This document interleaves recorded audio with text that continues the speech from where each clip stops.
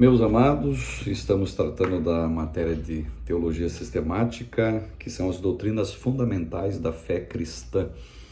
É claro que nós não estamos aprofundando nesses poucos minutos que a gente tem. Isso aqui é mais um incentivo também para você pesquisar mais, para você buscar mais, ler mais a Escritura, porque na Escritura você vai encontrar tudo. Claro, ler também livros que dizem respeito às escrituras que você está pesquisando. Isto sempre é muito bom. Em teologia sistemática, nós temos também, como doutrina fundamental da fé cristã, a doutrina de Cristo e a doutrina dos anjos. O messianismo em Israel. Existe uma expectativa, evidentemente, até hoje, do advento do Messias. Ao Messias aguardado, ao Messias esperado por toda a nação judaica. Se você conhecer, por exemplo, Israel, na região ali do Muro das Lamentações, essa palavra em hebraico é Kotel Hamarav, você vê as orações, as aspirações, aquela sinagoga que tem no muro ali, a expectativa das leituras diariamente que eles fazem, centenas de pessoas passam ali, é sempre voltada à expectativa do Messias. Claro que na nossa perspectiva cristã, o Messias já veio, o Messias é Jesus Cristo enviado, ungido, o termo hebraico Mashiach, ungido de Deus, o preparado por Deus, aquele que vai ser enviado para governo em Israel. Ele já veio, na nossa concepção ele já veio, mas há um messianismo em Israel. E isso tem a ver com a doutrina de Cristo. Para nós já está formada essa doutrina, já está feita. Aguardamos o arrebatamento da igreja, para aqueles que ainda têm essa crença, porque muita gente já não crê mais, né? Fazer o quê, né? Aguardamos o advento de Cristo, mas dentro do messianismo em Israel, pensando ainda nessa matéria de teologia sistemática, o messianismo está dentro dela. Claro que para nós já se cumpriu, para eles não, né? Jesus já veio e eles aguardam ainda o seu Messias, digamos o seu Cristo, mas conforme João escreveu, ele veio para que eram os seus não o receberam, mas para todos aqueles que crêem no seu nome, deu-lhes o poder de serem feitos filhos de Deus. Então essa expectativa nossa, ela já está confirmada, ela já está reiterada. O Messias no Novo Testamento. Quem é o Messias do Novo Testamento? Pensando em teologia sistemática, a cristologia. Evidentemente que é Cristo. Todas as profecias messiânicas centralizam em Jesus. O Salmo 22 fala da cruz, aponta para Jesus. O Isaías capítulo 53 fala de Jesus, aponta para Jesus. Isaías capítulo 6 também, João capítulo 12 cita Jesus atrelando ao texto messiânico de Isaías capítulo 6 à pessoa de Jesus. Então, para nós, o Messias do Novo Testamento você entende os evangelhos, você entende as epístolas, você entende o Apocalipse. Jesus já veio, já esteve entre nós, aguardamos o seu retorno em glória ainda, quando ele voltará para buscar a sua igreja, no caso. Em Cristologia, ainda pensando em teologia sistemática, nós estudamos também as duas naturezas de Jesus. Tem um termo aqui, um termo técnico, que diz que Jesus ele tem uma natureza hipostática. Cremos na natureza hipostática de Jesus. O que é isso? Nele tinha uma dupla natureza divina, natureza humana. E claro, observe um fato interessante. Quando a gente olha para Jesus no campo da tipologia bíblica, nós encaramos Jesus como sendo o tabernáculo do Antigo Testamento. O tabernáculo por dentro, ele era todo de ouro. Por fora, ele era feio. Ele era coberto por couro de animais, até animais marinhos, até inclusive. Peles de animais, o tabernáculo por fora. Então, o tabernáculo, ele revela a humanidade de Jesus por fora e a divindade de Jesus por dentro. Então, o tabernáculo é um tipo da natureza hipostática de Jesus, 100% Deus e 100% homem. Paulo escreve, há um só mediador, tá? Há um só Deus, melhor dizendo, e um só mediador entre Deus e os homens, Jesus Cristo, homem. Então, observe aqui, Jesus 100% homem, para fazer mediação, ele nos intercede por nós diante de Deus. Jesus, 100% Deus, aliás, para fazer a mediação, ele intercede por nós diante de Deus, ele sendo 100% Deus. Ele sendo 100% homem, ele se envolve com a humanidade para trazer um exemplo para nós, para nos levar até Deus. Então, para fazer isso, esta obra só tinha que ser com alguém que foi 100% Deus e 100% homem. Por que essas pretensas divindades não podem fazer nada? Ora, elas só são 100% homem. E digamos que, são hipóteses aqui, tá? E se existisse essas outras pretensas divindades, por que elas não podem fazer nada? Se existissem, elas seriam o quê? 100% Deus. Então, para fazer alguma coisa em favor da humanidade, tinha que ser 100% Deus e 100% homem. Por isso que cremos na natureza hipostática de Jesus. Ele foi 100% Deus e 100% homem. Vocês me entenderam? Como Deus, ele transforma água em vinho, né? Como homem, ele tem sede. Como Deus, ele morre. Como homem, ele morre, aliás. Como Deus, ele ressuscita. Entendeu? Como homem, ele para diante do túmulo de Lázaro e chora diante daquela cena, perto ali de Maria e de Marta. E como Deus, ele manda Lázaro vir para fora. Como homem, observe, ele entra no mar da Galileia, naquele barquinho, ele descansa na popa do barco. Mas como Deus, ele se levanta e acalma o vento e a tempestade. Como homem, digamos assim, ele pescou no mar da Galileia. Mas como Deus, ele anda por cima do mar da Galileia. Vocês entenderam essa analogia da sua dupla natureza? É o que se apresenta nas Escrituras.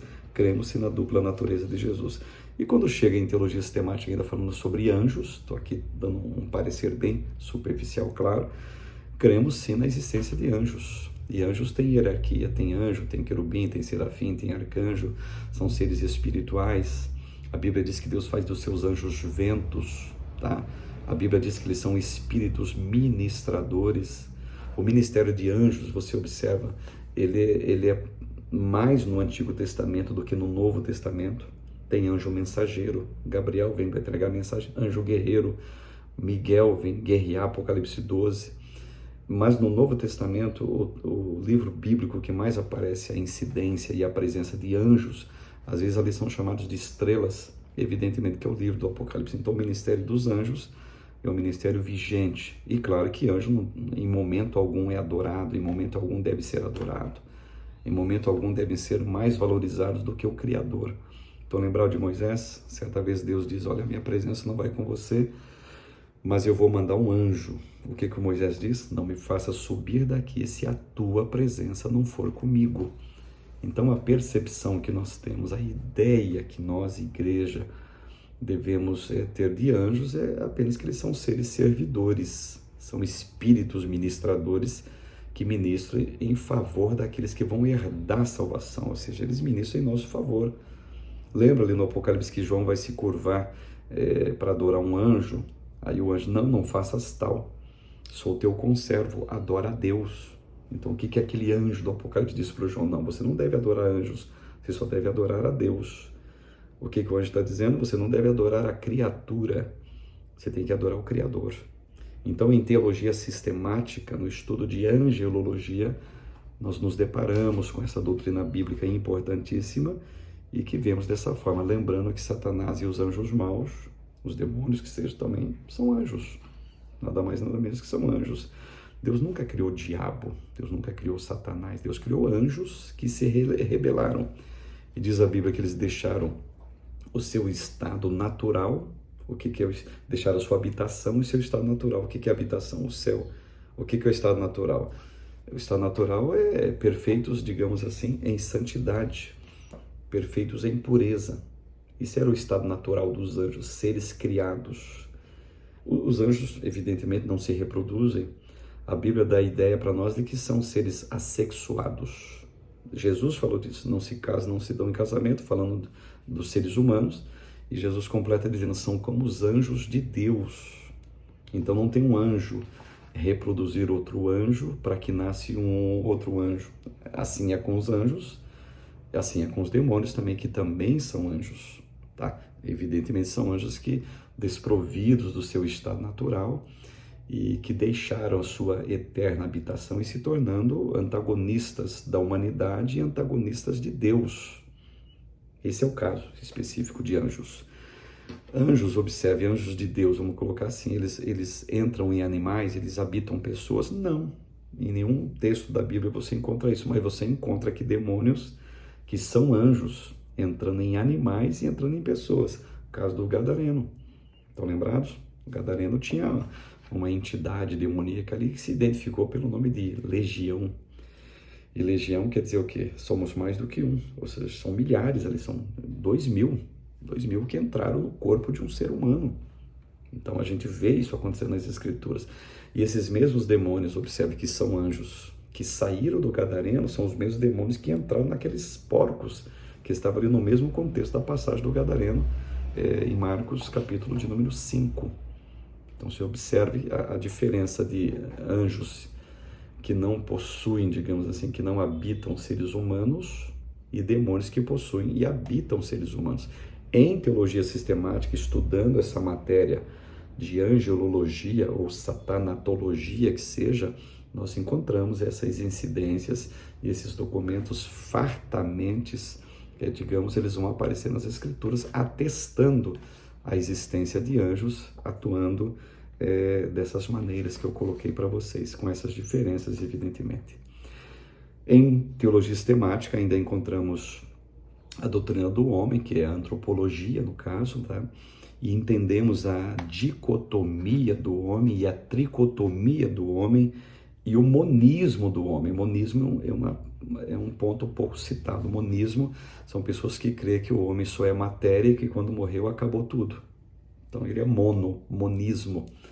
A dicotomia diz, não, ele só é a parte material e imaterial. Num certo sentido, não deixa estar errado, mas a parte imaterial é duas coisas, alma e espírito.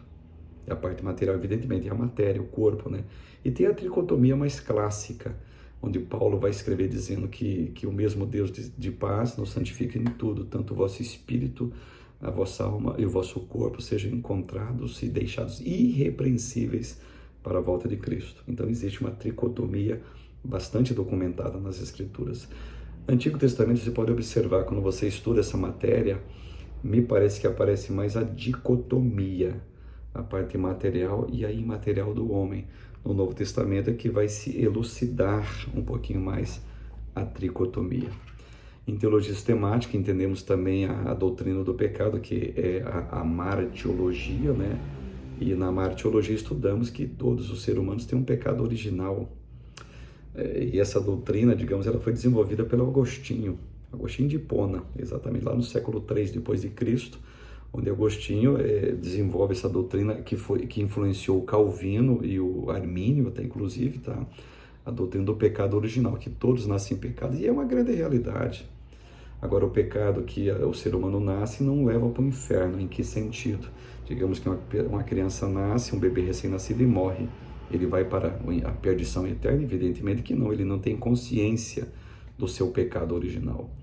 Agora, o pecado ele vai agir na consciência do ser humano quando o homem entende, lá na frente, quando ele vai crescendo, se desenvolvendo. Vou usar aqui de uma metáfora, ele vai sabendo da diferença entre a mão esquerda e a mão direita, ou seja, vai entendendo o que é bem e o que é mal. Aí o pecado original ele se torna, digamos, muito lúcido na mente do homem.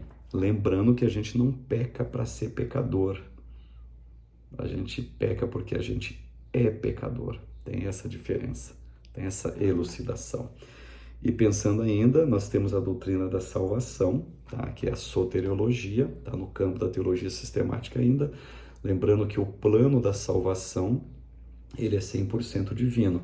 A aquisição da salvação impera em uma decisão nossa. E aqui eu não vou entrar no conceito calvinista e muito menos arminiano.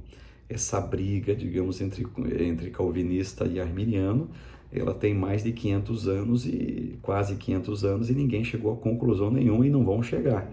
Os seus discípulos arminianos e calvinistas se matam para ver quem está certo, quem está com a razão. Na realidade, o que eu vou dizer?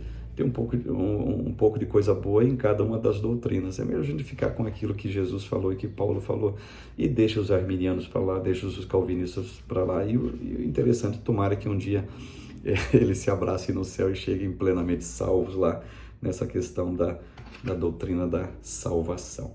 Então, o campo da teologia sistemática é vasto e fica aqui uma lição para nós. Estude a Bíblia de maneira sistemática. Não abra ela como uma caixinha de surpresa, uma caixinha de promessa, melhor dizendo. Vamos ver onde que Deus vai falar comigo. Vai ver que, de repente, você encontra um versículo que você não goste, tá bom? Mas é o seguinte, estude a Bíblia sistematicamente.